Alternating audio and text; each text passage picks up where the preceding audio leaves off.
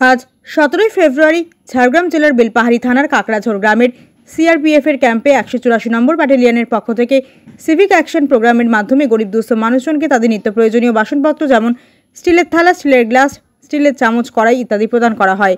এরই সাথে সাথে স্থানীয় জনগণের জন্য একটি মেডিকেল ক্যাম্পের ব্যবস্থা করা হয়। তাদের ডাক্তারি পরীক্ষা করে ওষুধপত্র বিতরণ করা হয়। এই অনুষ্ঠানে ব্যাটালিয়নের কমান্ড্যান্ট শ্রী প্রবীণ কুমার ত্রিপাঠী, শ্রীমতী ফ্লোরেন্স জঙ্গময়ী, মুখ্য চিকিৎসা আধিকারিক, সকল সিনিয়র অধিকারী, জওয়ান, হেলথ সেন্টারের ডক্টর, হেলথ স্টাফ এবং भारी संख्या स्थानीय नागरिक उपस्थित छिलेन।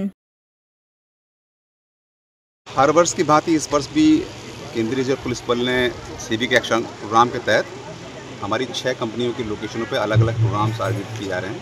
इसमें एक प्रोग्राम इसके पहले लाबोनी में हो चुका है, ये दूसरा प्रोग्राम है जो यहाँ काकड़ाझोर में हो रहा है।